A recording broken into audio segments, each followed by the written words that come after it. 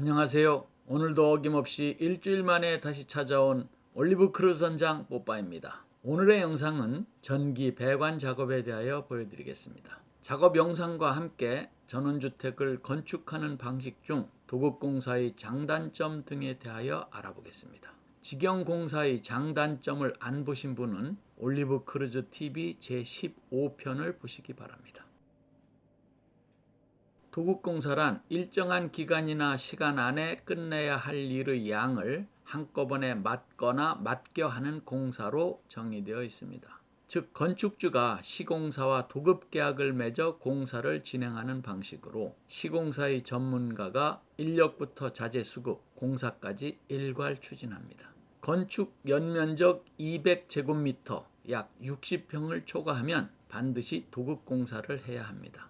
전원주택을 짓는 분들 대부분이 도급계약으로 집을 짓습니다. 조금만 검색해 보면 대형 건설업체들이 전국 단위로 건축을 하고 있어 건축주는 계약하고 돈만 내면 됩니다. 발품 팔아 좋은 업체를 찾는 수고로움만 감수하면 되는 비교적 쉬운 방식입니다. 도급계약은 설계부터 토목, 건축 모두를 일괄하여 계약하기도 하고 설계도를 별도로 먼저 마련한 후 건축 부분만 계약하기도 합니다. 도급공사의 장점으로는 우선 전문적인 기술과 경험을 가진 업체가 시공하기 때문에 건축주가 신경 쓸 부분이 적고 건축 기간이 단축될 수 있습니다. 시공업체의 기술력에 따라 다를 수는 있지만 담당 설계사, 현장 소장, 인테리어 디자이너 등 전문가들이 협동하여 건축하므로 지어지는 주택의 품질이 일반적으로 우수합니다.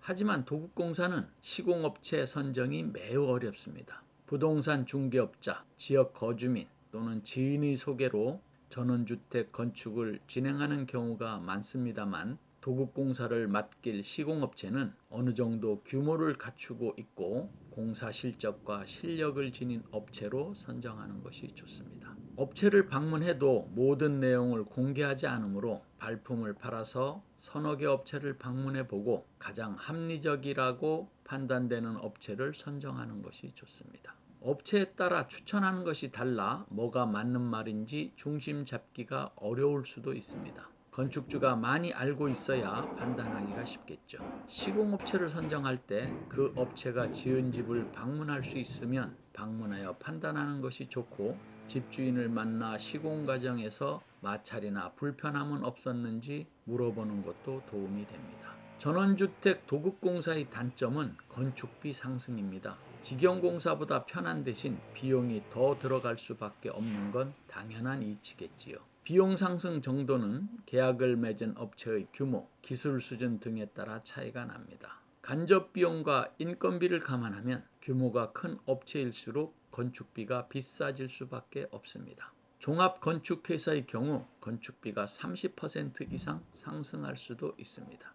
간혹 지나치게 저렴한 공사비로 수주한 후 부실 시공하거나 공사 중 시공비를 추가로 요구하는 업체도 있다고 하니 싼 게 비지떡일 수 있습니다. 시공업자는 전국에 퍼져 있는데 내 집 짓듯 건축해줄 훌륭한 업자를 만나는 건 쉽지 않습니다. 일단 집을 짓기 시작하면 건축주가 을이 되는 게 현실이거든요. 안전한 것이 좋은지 저렴한 것이 좋은지 판단은 건축주의 몫입니다. 참고로 도급공사 시 공사비 지불 방식에 대하여 알려드리겠습니다.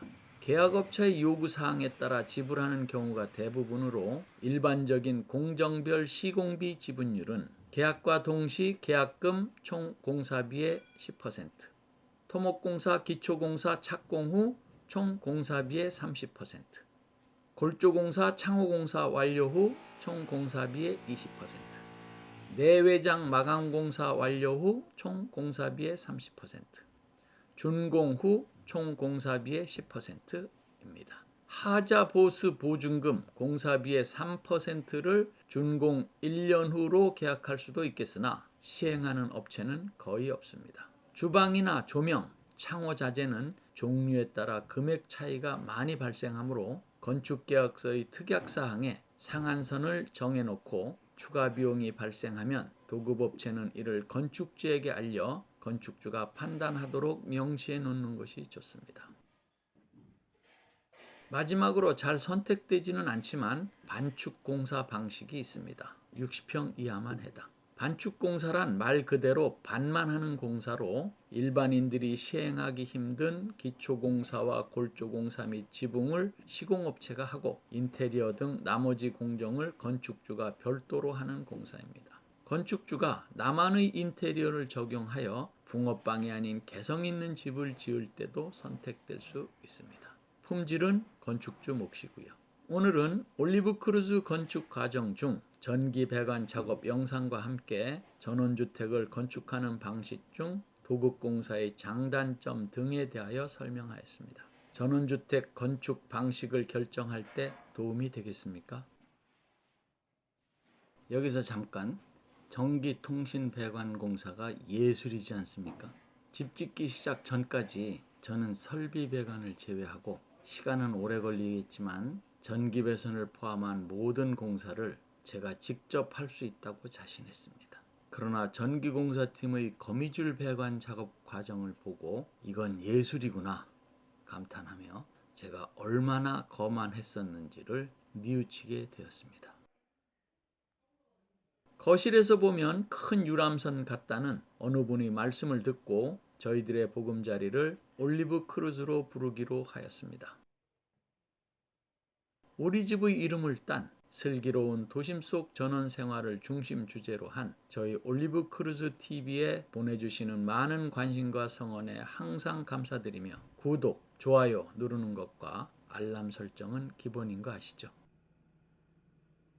지금까지 올리브 크루즈 선장 뽀빠이였습니다. 그럼 일주일 후 다시 만날 때까지 안녕히 계십시오.